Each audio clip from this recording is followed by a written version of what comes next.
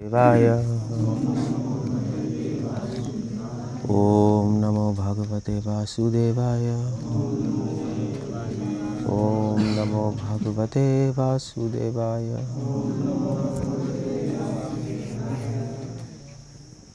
हम लोग पढ़ रहे हैं 11वां स्कंद, 3रा अध्याय और 21वां श्लोक।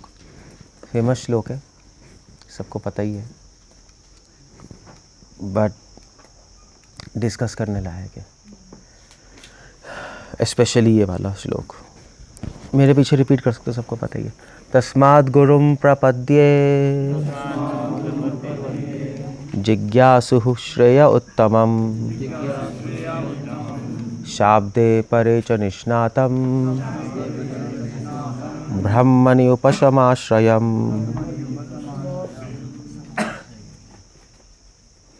पता है, सबको पता है ना? तस्माद् गुरुं प्रपद्ये जिज्ञासु श्रेय उत्तमम् शाब्दे परे च निष्णातं ब्रह्मणि उपशमाश्रयम्। ये श्लोक है।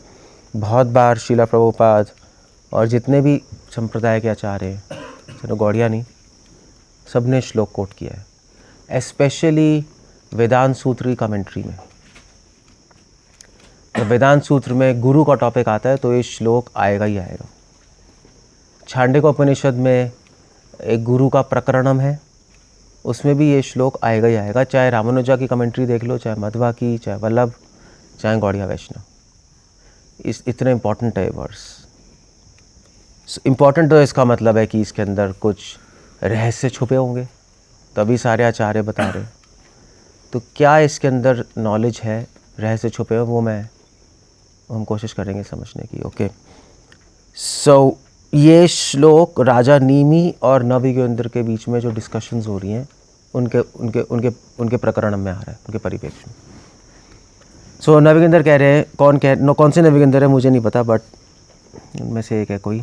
तो वो कह रहे हैं तस्मात् गुरुं प्रपद्ये जिज्ञासु श्रेयोत्तमम्। तस्मात् मतलब होता है इसलिए। तो इनके पहले श्लोकों में, कुछ पहले श्लोकों में भौतिक जगत की नश्वर था, उसकी दुख, प्रॉब्लम्स बताई जा रही हैं। इस संसार में बहुत ज़्यादा प्रॉब्लम्स हैं। तो जब किसी व्यक्ति को, ये सारे भक्ति प्रभुपाद के डिसाइपल्स लिख रहे हैं, भक्ति संत लिख रहे हैं कि जब किसी व्यक्ति को अनुभव हो जाता है कि संसार में बहुत दुख है, पहला, और दूसरा कि इस दुख का निवारण मैं नहीं कर सकता खुद, ये दो कंडीशंस होनी चाहिए। छांडव्य उपनिषद का श्लोक है, पता नहीं नाम भूल गया मैं, कर्मणि, एग्जैक्टली वो श्लोक में भूल गया हूँ। दो कंडीशंस हैं कि जब हमें पता लग जाएगा संसार क्या, अच्छा वीडियो है क्या इसका, जब हमें पता लग जाए कि ये संसार दुखपूर्ण है, और दूसरा कि इस दुख से निवारण हम खुद नहीं कर पाएंगे। ये बहुत इंपॉर्टेंट है, क्योंकि ज्ञानी और योगियों को भी पता लग जाता है कि संसार प्रॉब्लम है। ज्ञानी योगी तो छोड़ो, कई फिलोसोफर्स, कई सिद्धांतवादियों को पता लग जाता है। पाश्चात्य देश के कई दार्शनिक हैं, जैसे नीशे हो गए, कीकरगार्ड हो गया, शोपेनहॉर हुए, मार्क्स हुआ, ये सब ना आपने नहीं सुने होंगे, पाश्चात्य देश के दार्शनिक हैं। उनको बिना शास्त्र पढ़े पता लग गया संसार दुखपूर्ण है। तो शास्त्र पढ़ने की ज़रूरत नहीं है कि समझने के लिए कि संसार में दुख है। और जो ये नहीं समझ पा रहा है संसार में दुख है, ऋषभदेव कह रहे हैं नूनम प्रमत्था, वो पागल है। इसका मतलब कि सिर्फ संसार को देखने की ज़रूरत है, थोड़ा सा दूर होकर, या पिटोगे तो ही तरीके हैं। भगवान पीटेंगे तो एक ना एक दिन कहेगा भी दुख तो है ही संसार में। सो ये तो सब समझ जाते हैं कि संसार में दुख है, किसमें थोड़े से बुद्धि है वो समझ जाएगा। मगर दूसरा पॉइंट नहीं समझ पाते कि इस दुख का निवारण मैं खुद नहीं कर सकता। क्योंकि ये जो पाश्चात्य देश का जो दार्शनिक था, नीशे था, फ्रेडरिक नीशे, इसने किताबें लिखी, ये सब छोड़ छाड़ के सिटी माउंटेन में चला गया था, पहाड़ों पे। इसकी किताबें पढ़ोगे आप कन्विंस हो जाओगे संसार में दुख ही दुख है, कुछ नहीं है। और ये तो मतलब बहुत अच्छा अनुभव है। मगर इसका निष्कर्ष क्या निकला ये देख कर कि संसार में दुख है? इसका निष्कर्ष निकला कि दुख मैं खुद हटाऊंगा। अब प्रॉब्लम वहाँ पे आती है कि शास्त्र तो है नहीं, तो उसने दुख हटाने के लिए पहले उसने वो म्यूज़िक सुनना शुरू किया।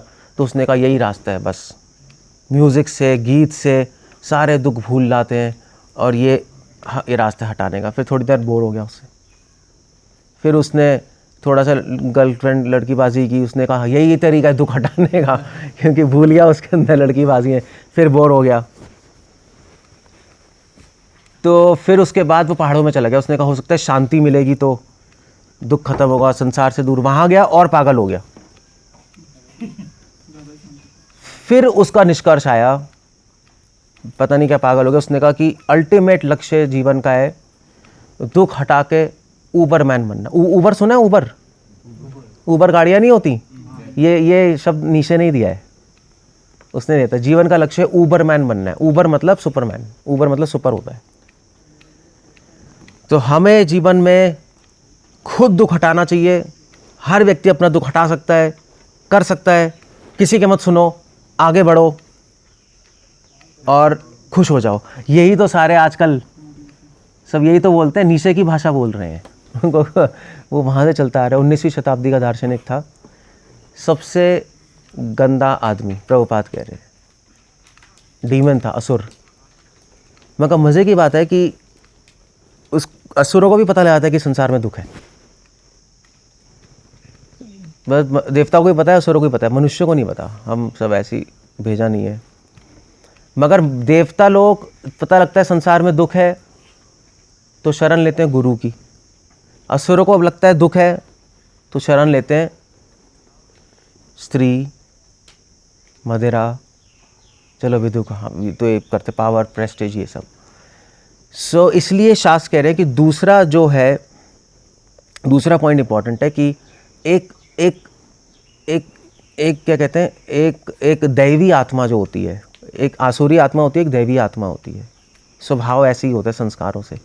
तो जो दैवी स्वभाव वाले होते हैं वो अपने आप निष्कर्ष पे आ जाते हैं कि इस दुख का निवारण मैं खुद नहीं कर पाऊंगा, तो वो भक्ति के रास्ते पे आते हैं। जो आसुरी स्वभाव वाले आते हैं वो सोचते हैं मैं हटा लूँगा, तो योग ज्ञान इस रास्ते पे चले जाते हैं, योगी ज्ञानी बन जाएंगे अपना। सो दो कंडीशंस हैं।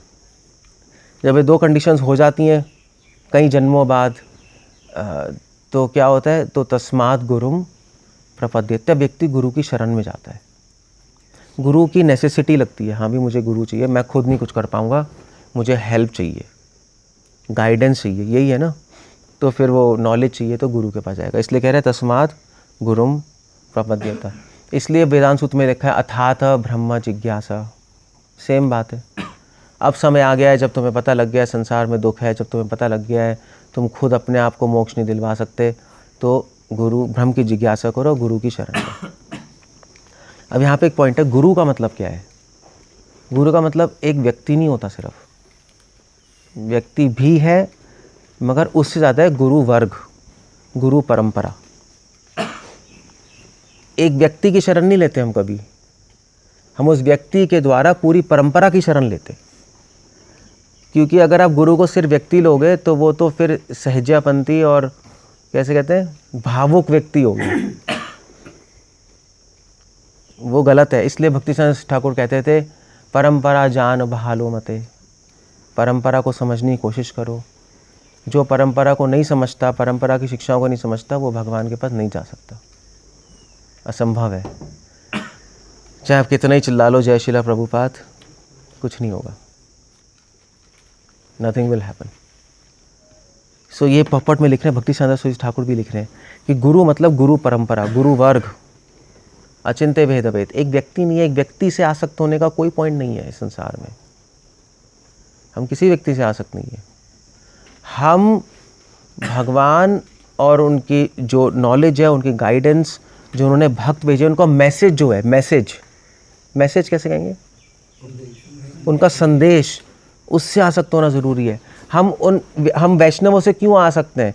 क्योंकि वो हमें भगवान का संदेश देते हैं। ऐसे व्यक्तिगत आसक्ति नहीं है, फिर तो आप फंस जाओगे। आप वो तो फंस जाओगे अगर व्यक्तिगत आसक्ति होगी, यहीं पे फंस जाओगे। वो लिंक संदेश है, भगवान है। इसीलिए मतलब मंदिर में कहीं प्रभु जी भी आते हैं, माता जी भी आती हैं, तो शादी हो जाती है। अब क्यों होती है? वो प्रभु जी, वो माता जी, वो शादी हो सकती है, शादी होना गलत नहीं है, बट मंदिर में आते आते हो जाती है, क्योंकि वो व्यक्तिगत रूप से आसक्त हो गए। You see the point. वहाँ पे वो एक बहुत बुरी प्रॉब्लम है, प्रॉब्लमैटिक सिचुएशन है। सो गुरु मतलब बेसिकली नॉलेज, ज्ञान। श्रीधर स्वामी, भक्ति संदर सब लिख रहे हैं, अब वो पॉइंट आ जाएगा। गुरु मतलब भारी, जो ज्ञान में भारी है। जिस गुरु के पास ज्ञान नहीं है वो गुरु घंटाल है। सुने? गुरु घंटाल, वो गुरु बनाने लायक नहीं है वो। सो एटलीस्ट बेसिक नॉलेज होनी चाहिए। इतनी नॉलेज जरूर होनी चाहिए कि वो शिष्य के डाउट्स को सॉल्व कर पाए, संशयों को हटा पाए। एक्चुअली ये यहाँ पे यही आ रहा है, बताऊँगा अभी। ये पॉइंट बहुत इम्पॉर्टेंट, सारे आचार्य हिला रहे हैं, श्रील प्रभुपाद भी हिला रहे हैं। सो गुरु मतलब हमें समझना चाहिए कि गुरु मतलब, भक्ति सिद्धांत ठाकुर कहते थे, गुरु मतलब आपके जो वर्तमान गुरु हैं, जो आचार्य हैं, जो आपकी परंपरा में आपके पूर्ववर्ती आचार्य हैं, रूपा, सनातन, रघुनाथ दास, रघुनाथ भट्ट, नरोत्तम दास ठाकुर, विश्वनाथ ठाकुर, ये सब गुरु हैं। मगर उससे ऊपर भी नित्यानंद प्रभु, और उससे ऊपर श्रीमती राधा रानी, आदि गुरु। अगर आप पूरा ये सिस्टम नहीं देखोगे तो फिर आप माया में, आप इसको तोड़ नहीं सकते। राधा से लेकर शीला प्रभुपाद, ये गुरु परंपरा है। आप सिर्फ प्रभुपाद को नहीं ले सकते, और सिर्फ राधा को नहीं ले सकते, सिर्फ नित्यानंद प्रभु को नहीं ले सकते, आपको सबको लेना पड़ेगा इकट्ठा। तब गुरु, सबसे मुश्किल तत्व इस संसार में गुरु तत्व समझना है। सारे आचार्य ये लिख रहे हैं।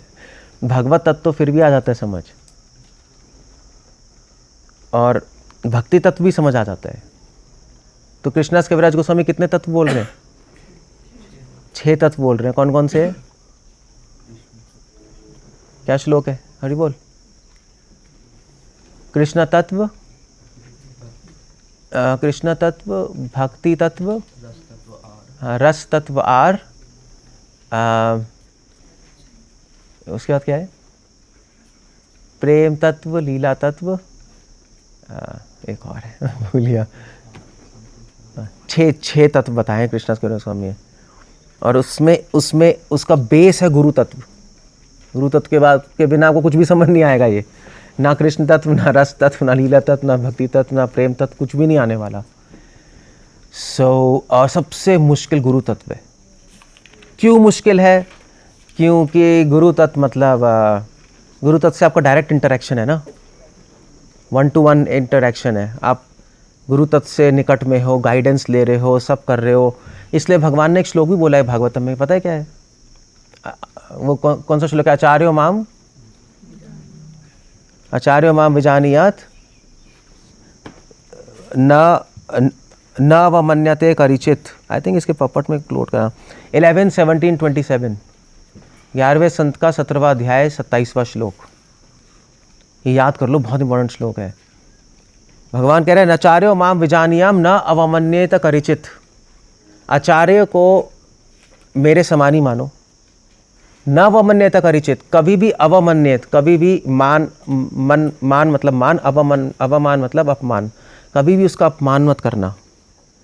न मरते बुद्धि से याद, कभी भी उसको ऑर्डिनरी आदमी मत समझो। सर्वदेवमय गुरु, क्योंकि सारे देवताओं का वास उसमें। अब भगवान ने क्यों बोल रहे हैं पता है? भगवान ने इसलिए बोल रहे हैं क्योंकि हमारा मन करेगा अपमान करने का, गुरु का, आचार्य। भगवान को क्या बोलने की जरूरत है कि अपमान मत करो? नहीं। बीच मान लीजिए सपोज मैं निपुण को बोलूं, निपुण को बोलूं तू झूठ नहीं बोलेगा, इसका मतलब क्या है? इसका मतलब क्या है?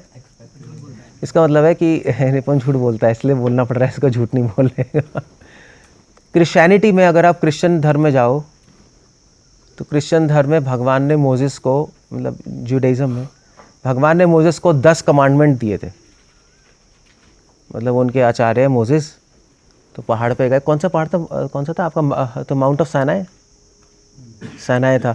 पहाड़ पे गए, भगवान ने उनको दर्शन दिए और भगवान ने उनको अपने हाथ से 10 कमांडमेंट, 10 उपदेश लिख के दिए और उसी 10 कमांडमेंट ने पूरी बाइबल, पूरी क्रिश्चियनिटी बेस्ड है 10 सिद्धांतों पे। अब वो सिद्धांत क्या है? चोरी मत करो, पर स्त्री गमन मत करो, दूसरों की चीज़ें, दूसरे के घर में नज़र मत डालो, किसी का अपहरण मत करो। समझ रहे हो? बहुत बेसिक सिद्धांत, 10 सिद्धांत। भक्ति विनोद ठाकुर ने भी 10 सिद्धांत दिए हमें, उसको क्या बोलते हैं? दशमूल तत्व। हमारे सिद्धांत क्या है? हमारे सिद्धांत है कि जीव आत्मा है, भगवान रस से परिपूर्ण है। जब रस का अनुभव होता है तो प्रेम की प्राप्ति होती है। आप देख रहे हो उनके 10 क्या है, हमारे 10 क्या है? उनके 10 बिल्कुल ही बेस। उनको ये बताना पड़ रहा है झूठ मत बोलो, ये उनकी नींव है उनकी। झूठ मत बोलो, डाका मत डालो, चोरी मत करो, रेप मत करो। इसका मतलब क्या है? इससे हमें पता लगता है कि उस समय के लोग जिनको भगवान बोल रहे थे वो यही सब कर रहे थे, इसी में फंसे हुए थे। मलेच्छ लोग थे ना, तो उनको बोलना पड़ रहा है। हमें तो नहीं बोलना पड़ा। भगवान ने हमें 10 सिद्धांत दिया, हमें तो नहीं बोला चोरी। उन्होंने कहा यार ये तो हमारा देश ही आर्यव्रत है। आर्यव्रत, आर्य लोगों को तो पता ही होना चाहिए चोरी नहीं करना, डाका नहीं डालना, रेप नहीं करना। Of course I mean to say ISKCON में तो हमारे भी 4 नियम है, शराब मत पियो, मीट मत खाओ। ये सारे नियम वैष्णव बनने के लिए नहीं होते, ये सारे नियम इंसान बनने के लिए होते हैं। इससे वैष्णवता से कुछ लेना देना नहीं है उसको। जो हम सोचते हैं ना इस्कॉन में हम दीक्षित हो गए, वो आप दीक्षित बन के वैष्णव नहीं बने हो, वो अभी इंसान बने हो। वो दीक्षा इंसान देने के लिए बनाई जाती है। नाम ले लो भाई, चोरी मत करो, और सॉरी पर स्त्री गमन मत करो, शराब मत पियो, मीट मत करो, ये इंसान के लिए। फिर जब हम आगे बढ़ते हैं तो वैष्णव बनते हैं। तो भगवान यहाँ पे खुद कह रहे हैं कि किसी भी आचार्य की अपमान मत करो। इसका मतलब है भगवान जानते हैं कि हम आचार्य का अपमान करेंगे, हम गुरु का अपमान करेंगे, हमारा फेथ लूज होगा, हमें लगेगा गुरु एक ऑर्डिनरी आदमी है। ये माइंड में आएगा आपके, आप कुछ नहीं कर पाओगे। मतलब क्या कहते हैं, कौन नरोत्तम दास ठाकुर के शिष्यों को आ गया, उदाहरण दत्त ठाकुर के शिष्यों को आ गया। उदाहरण दत्त ठाकुर शिष्य तो उदाहरण दत्त ठाकुर का खून करना चाह रहे थे, मार ही देंगे इसको उठा के। और वो कौन थे वो हाँ, श्यामानंद प्रभु, हमारी परंपरा में आचार्य हैं। श्यामानंद प्रभु के शिष्य, श्यामानंद प्रभु के सबसे बड़े शिष्य कौन थे? रसिकानंद। उनके भी और गुरु भाई थे उनके। श्यामानंद प्रभु के शिष्यों ने प्लॉट किया कि हम रसिकानंद का खून कर देंगे और श्यामानंद प्रभु को हटा के हम खुद, मतलब ये कोई नई चीज़ नहीं है, 500 साल पहले भी चल रहा था। महाप्रभु के पार्षदों के साथ चल रहा था ये। मैं उडुपी में था मध्वा संप्रदाय में, तो वहाँ पे कोनकन GSB हैं, तो बड़े स्वामी छोटे स्वामी, तो बड़े स्वामी हरिद्वार में आए थे प्रचार करने। तो जब वापस गए तो छोटे स्वामी ने दरवाज़ा बंद कर लिया, अंदर से आने नहीं दिया उनको अंदर। उन्होंने कहा बाहर खड़े रहो। तो कह रहे हैं भैया मैं क्या रात को पहुँचे, कहते क्या करूँ? कहते हैं बाहर खड़े रहो, अंदर नहीं आ सकते, अबे मेरा मठ है। उन्हें क्या हो गया? कहते हैं आपका मैनेजमेंट मुझे सही नहीं लगता, बकवास है, और सारे साइन वाइन करो तब अंदर आने दूंगा। साइन वाइन कराया अंदर। अब पॉइंट है, हम सोचते हैं हम ऐसा नहीं करेंगे, मगर ऐसा नहीं होगा। हम सब एक कलुषित बुद्धि वाले हैं, इसलिए भगवान वार्निंग दे रहे हैं। ये वार्निंग है, न वमन्यते करिचेत। साधारण आदमी मत समझो गुरु को, गुरु या गुरु परंपरा को। क्यों साधारण नहीं है? क्यों साधारण नहीं है? क्यों? ऐसा नहीं है कि वो नहीं खाते, वो नहीं सोते, वो बीमार नहीं होते, क्योंकि उनके पास ज्ञान है और अनुभव है। इसलिए यहाँ पे 2 चीज़ें लिख रहे हैं। एक गुरु के पास क्या होना चाहिए, एक गुरु बनने के लिए क्या होना चाहिए आपके पास? 2 चीज़ें होनी चाहिए, शाब्दे परे च निष्णातम। निष्णातम मतलब होता है एक्सपर्ट। एक गुरु को एक्सपर्ट होना चाहिए और उसके पास क्या होना चाहिए? शाब्दे और परे। शाब्दे मतलब शब्द ज्ञान, वेदों का ज्ञान, शास्त्रों ज्ञान, और परे मतलब उसका अनुभव। शब्द से जो परे है, सबसे परे क्या है? शब्दों का अनुभव। तो जब तक किसी व्यक्ति के पास ज्ञान और अनुभव नहीं होता तब तक वो गुरु नहीं बन सकता। और सिर्फ होने की बात नहीं, निष्णातम, निष्णातम मतलब होता है एक्सपर्ट, निपुण। किस में निपुण होना चाहिए? अपने शिष्यों के संशयों को दूर करने में। ये बार बार थीम ला रहे हैं, जो गुरु अपने शिष्यों के संशयों को दूर नहीं करता वो गुरु भी गिरेगा और शिष्य भी गिर जाएगा। मतलब भक्ति सिंह ठाकुर लिख रहे हैं यहाँ पर, बहुत इंटरेस्टिंग लाइन लिख रहे हैं कि हाँ ये रहा, यहाँ पे लाइन लिख रहे हैं, okay. According to Vishwanath Chakravarti Thakur, a spiritual master cannot destroy disciples' doubt by superior knowledge. Disciple will gradually become despondent in spiritual life. Vishwanath Thakur लिख रहे हैं, जो गुरु अपने शिष्यों के संशयों को नहीं सॉल्व करता, उसको ज्ञान नहीं देता और उसके संशय नहीं हटाता, वो शिष्य धीरे धीरे भक्ति में निरुत्साहित हो जाएगा, गिर जाएगा। और फिर उसके बाद यहाँ पे ये भी लिख रहे हैं, विश्वनाथ ठाकुर लिख रहे हैं, such a weak disciple of a weak spiritual master will gradually become hopeless and discouraged. They attend to self-realization and will become again fascinated by temptations of illusions such as women, money and so-called intellectuality based on speculation and imagination. बहुत hard line है। वो कह रहे हैं कि ऐसा कमज़ोर शिष्य, कमज़ोर गुरु का, गुरु भी कुछ कुछ कमज़ोर होते हैं, ये भी ध्यान करने वाली बात है। हर गुरु ऐसा नहीं आपके गुरु हैं तो महान ही है, कोई ज़रूरी नहीं है। अब ये थोड़ा टची टॉपिक है क्योंकि आप सुन नहीं पाओगे, यार हमारे गुरु को महान नहीं कह रहे, हमारे गुरु हैं, मगर ऐसा नहीं होता। गुरु उत्तम भी अधिकारी भी हो सकता है, मध्यम अधिकारी भी हो सकता है, ये सभी लिख रहे हैं। कनिष्ठ अधिकारी भी गुरु बन सकता है, श्रील प्रभुपाद लिख रहे हैं। बट कनिष्ठ अधिकारी गुरु व्यक्ति को कनिष्ठ लेवल पे ही लाएगा, मध्यम लेवल पे, उत्तम लेवल पे। हम कैसे डिसाइड करेंगे कौन सा गुरु ज़्यादा ऊपर है, कौन सा गुरु नीचे, क्या है, क्या चल रहा है, ऐसे तो नहीं पता लगेगा। सो यहाँ पे लिख रहे हैं कि कैसे डिसाइड करोगे? अगर वो गुरु अपने डिसाइपल के डाउट्स डिस्ट्रॉय कर सकता है, संशय हटा सकता है, उसको ज्ञान दे सकता है। ज्ञान दे के पहले तो ज्ञान देगा और ज्ञान भी इस तरह देगा कि शिष्यों के माइंड में संशय आएंगे। गुरु का काम है शिष्यों के माइंड में संशय उठाना,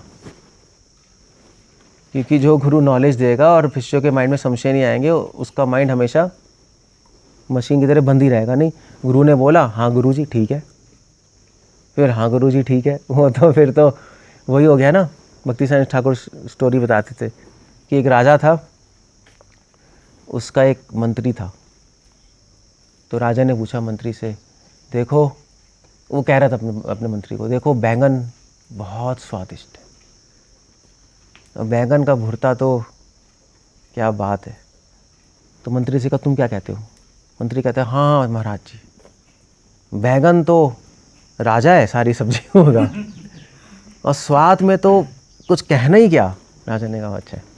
फिर 1 महीने बाद राजा बैठ बैंगन खा करके बोर हो गया, तो उसने कहा बिल्कुल बेकार है बैंगन और कोई स्वाद नहीं, घटिया है। तो मंत्री यार तुम क्या कहते हो? मंत्री कहते हैं सारी सब्जियों में सबसे गंदी सब्जी है बैंगन और सबसे सड़ा हुआ है।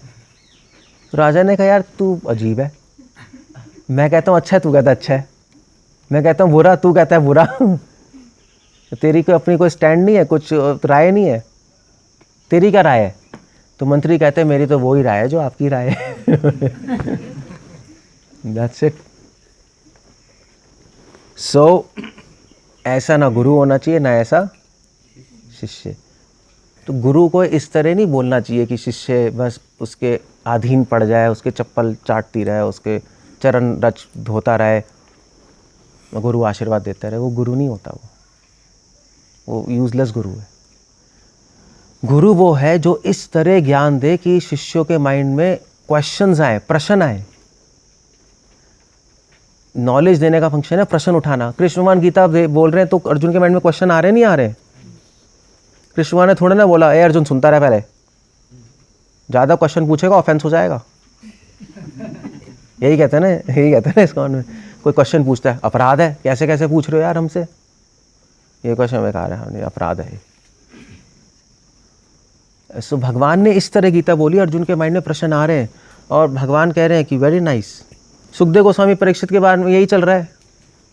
सुखदेव गोस्वामी बोल रहे हैं, परीक्षित क्वेश्चन पूछ रहे हैं, सुखदेव गोस्वामी क्या कह रहे हैं, तो प्रशंसा कर रहे हैं उस प्रश्न की, वेलकम कर रहे हैं कि बहुत अच्छा प्रश्न है, लोक कल्याण लोक हित के लिए है, और मैं बहुत धन्यवाद है तुम्हारा कि तुम प्रश्न पूछ रहे हो। मगर वो प्रश्न करने की प्रेरणा कौन दे रहा है परीक्षित को? सुखदेव भी दे रहे अपनी कथा से। वो कथा इस तरह बोल रहे हैं कि उनके माइंड में प्रश्न उठे। तो कथा बोलने का तरीका होता है। जितने भी अच्छे वक्ता होते हैं, जितने भी अच्छे गुरु होते हैं, वो इस तरह कथा बोलते हैं कि सामने वाले के माइंड में प्रश्न उठते हैं, एक्चुअली संशय उठते हैं, मगर उस संशय को उत्तर देने का भी उसमें योग्यता होती है। या कभी कभी क्या होता है, कभी कभी कथाकार जो होते हैं ना पहले के, या आप कमेंट्री भी पढ़ लो, खुद ही प्रश्न उठा देते हैं, खुद ही उठा देते हैं और फिर पूछते हैं, फिर खुद ही उत्तर करते हैं। ये सिस्टम होता है एक्चुअली कथा, अच्छी कथा कहने का, कि भी गुरु की शरण लेनी। अब गुरु क्या होता है, ठीक है, अब ये होता है। इसलिए गुरु भी कमज़ोर हो सकता है, और कमज़ोर गुरु का शिष्य कमज़ोर है। कमज़ोर गुरु कौन है? शाब्दे परे च निष्णातम, जो अनुभव और ज्ञान में कमज़ोर है। हमें कैसे पता लगेगा गुरु का अनुभव है या नहीं? श्रील प्रभुपाद अपने पॉपट में लिख रहे हैं पहले स्कंद में कि जिस भी गुरु के पास अनुभव है, प्रभुपाद क्या लिख रहे हैं? Practical realisations means simple presentation. Prabhupada लिख रहे हैं किसी को भी अनुभव होता है किसी विषय वस्तु का, तो वो उस विषय को बहुत आसानी से समझा देगा। तो श्रील प्रभुपाद इतने मुश्किल मुश्किल चीज़ें इतनी आसानी से समझा दिया, मतलब इतनी आसानी से समझा दिया, आज जो मलेच्छ लोग हैं वो भी सन्यासी हुए हैं और गुरु बन गए। मतलब ये तो जादू हो गया। नहीं, वो कथा कर रहे हैं, मतलब तो गुरु महाराज, भक्ति विकास महाराज और भक्ति राघव महाराज, ये लोग उडुपी गए थे। तो उडुपी में जितने भी स्वामी जी हैं वहाँ पे तो 8-8 साल के उम्र में सन्यासी बन जाते हैं। तो महाराज सब बैठे थे वहाँ पे, इस्कॉन वाले हैं, तो उन्होंने इनवाइट किया, वो बैठो। तो वहाँ पे महाराज ही कह रहे थे कि, मतलब उनके महाराज कह रहे थे कि आपके सामने तो हम कुछ भी नहीं है, आपने तो 8 साल में सन्यास लिया, अभी 80-80 साल के वो सन्यासी बैठे हैं। तो कह रहे थे कि हम तो आपके सामने कुछ नहीं है, और कह रहे थे कि आप कि ये तो आपकी महानता है, आपने हमें साथ में बिठाया है, तो इस तरह से कह रहे थे। उसके बाद महाराज यही कहते कि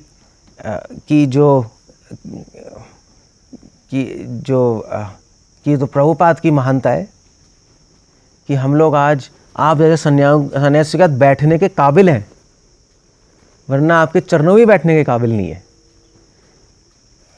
चलो वो तो महाराज दीनता से बोल रहे हैं, बट एक एंगल में आप सोचो तो बहुत बड़ा जादू कर दिया प्रभुपाद ने। मतलब हम लोग भी कथा कर रहे हैं भागवत पे, मैं तो खुद ही सरप्राइज रहता हूँ। भागवत पे बोलना कोई बच्चों की बात थोड़े ना है, वो तो हम ऐसे ही बोल देते हैं, मगर भागवत परमहंसों को बोलनी चाहिए, हम जैसे गधों को थोड़े ना बोलनी चाहिए, मगर बोल रहे हैं हम। ये गुरु का फंक्शन है। श्रील प्रभुपाद ने इतनी आसानी से चीज़ें समझा दी कि चीज़ें समझ आ गई। एक्सपर्ट, निष्णातम मतलब होता है किसी को अगर अनुभव है तो वो समझा सही से पाएगा। इसलिए एक कहावत है कम्युनिकेशन में कि अगर आप किसी को समझा नहीं पा रहे, इसका मतलब आपको भी समझ नहीं आया। बस सिंपल सी बात है। और आइंस्टाइन ने कहा था कि जो व्यक्ति थ्योरी ऑफ रिलेटिविटी ढूंढी थी आइंस्टाइन ने, पता है ना, रिलेटिविटी E=mc²। तो आइंस्टाइन ने कहा था कि अगर तुम ये थ्योरी ऑफ रिलेटिविटी सबसे मुश्किल थ्योरी है फिजिक्स में, बड़े बड़ों को समझ नहीं आती। तो आइंस्टाइन ने कहा अगर तुम ये थ्योरी अपनी दादी को समझा दोगे तो मैं समझूंगा कि तुम्हें समझ आ गया। समझ रहे हो? So that's the idea there. तो इसलिए असली गुरु, अनुभवी गुरु वो है जो अपने शिष्यों के माइंड में प्रश्न उठवाए, संशय आएंगे उनके माइंड में, और उन संशय को सॉल्व करे, तो वो गुरु है। इसलिए शांडिल्य स्मृति में भी लिखा है कि गुरु को अपने शिष्यों को ज्ञान भर भर के देना चाहिए। वो ज्ञान मतलब अनुभव भी, सिर्फ पॉइंट्स नहीं चल रहे यहाँ पर। जब तक आप अनुभव नहीं करोगे उस नॉलेज को, आपका मसाला ख़त्म हो जाएगा। देख लेना कितना निकाल लोगे, एक पॉइंट का ख़त्म ही हो जाएगा। 1 साल 2 साल 3 साल फिर ख़त्म। अब क्या करें, अब कहाँ से लाएं, फिर नहीं ला पाओगे आप। सो इसको कहते हैं शाब्दे परे च निष्णातम। महाप्रभु ने कहा हमारा आगे गुरु होए तारे विदेश। तो हमारा कर्तव्य है कि हम प्रभुपाद की बुक सही से पढ़ें, उसको अनुभव करें और दूसरों को ठीक ठीक बताएं और उनके संशय सॉल्व करें। और ब्राह्मणी उपशमाश्रयम, अब यहाँ पे एक पॉइंट है, ये इस उपशमाश्रयम पे बोल रहे हैं। शम, शम मतलब क्या होता है संस्कृत में? शम, क्षमा दमा तपा शौचम। शम मतलब होता है माइंड कंट्रोल, क्षमा मन कंट्रोल करना। श से मतलब शासन, म से मतलब कंट्रोल, माइंड कंट्रोल। उपशम, उपशम मतलब होता है एक अनुभवी गुरु के पास 2 चीज़ें होंगी, आप पता लगा लोगे इसके पास अनुभव है या नहीं। इस शब्द में उपशम आश्रम में पहला है, एक तो उसमें योग्यता होगी संशय को दूर करने के लिए। अगर आप किसी अपने गाइड के पास जाओ, उनसे बोलो प्रभु जी क्वेश्चन है, वो कहे ये तो अपराध है, ज़्यादा क्वेश्चन पूछो, इसका मतलब वो गाइड नहीं है, उसको छोड़ दो उसी वक्त। चाहे वो आपका शिक्षा गुरु हो, चाहे वो दीक्षा गुरु हो, चाहे TGPP हो, उससे फ़र्क नहीं पड़ता। क्योंकि दीक्षा गुरु, शिक्षा गुरु, किसी भी गाइड का काम है आपके क्वेश्चंस का निवारण करना। अगर आपके क्वेश्चन का आंसर नहीं मिला तो वो टीचर बेकार है, वो यूज़लेस हो गया। वो मतलब आप स्कूल में भी ऐसा ही है, अगर आप टीचर के पास जाओ, क्वेश्चन पूछो, वो आंसर नहीं करे तो क्या करोगे? क्या करोगे फिर? दूसरा टीचर लोगे ना। अब भारतीय ऐसा नहीं कर सकते। भारतीय जो होते हैं उनके लिए गुरु मतलब, हाँ मतलब भगवान से भी ऊपर है। नहीं, गुरु गोविंद दोनों खड़े काको लागे पाए। एक एंगल में ठीक भी है, गुरु की महानता बहुत है, मगर दूसरा एंगल भी है। सनातन गोस्वामी ने हरि भक्ति विलास के शुरू में लिखा है कि गुरु को त्यागना कब चाहिए। अब ये भारतीयों की कहानी नहीं, रशियन और भारतीय एक ही होते हैं, इनका एक तरफ होते हैं, दूसरी तरफ होते हैं अमेरिकन्स, वो बिना किसी रीज़न के त्याग देते हैं। सब सही चल रहा है, आई डोंट लाइक, वो दूसरी तरफ क्यों छोड़ दिया गुरु को, मज़ा नहीं आ रहा था। वो एक दूसरे सुई, एक सुई वहाँ एक सुई यहाँ है, बीच में होनी चाहिए। आपका दिमाग खुला होना चाहिए। अगर शास्त्रों के आधार पे गुरु नहीं ठहर रहा तो छोड़ देना चाहिए, आपको कोई फ़ायदा नहीं है, आप भी जन्मत में फंसोगे और वो भी फंसेगा। विश्वनाथ ठाकुर ही लिख रहे हैं, वीक स्पिरिचुअल मास्टर का शिष्य वीक ही रहता है। सो एक बात है कि हमें कैसे पता लगेगा गुरु अनुभवी है? उपशमाश्रयम। उपशमाश्रयम का एक मतलब है शम, कि उसमें योग्यता होगी आपके मन को शांत करने की। शम मतलब शांति। आपके मन में कोई भी संशय आएंगे वो उसको हटा देगा और आप सेटिस्फाई भी हो जाओगे उसके आंसर से।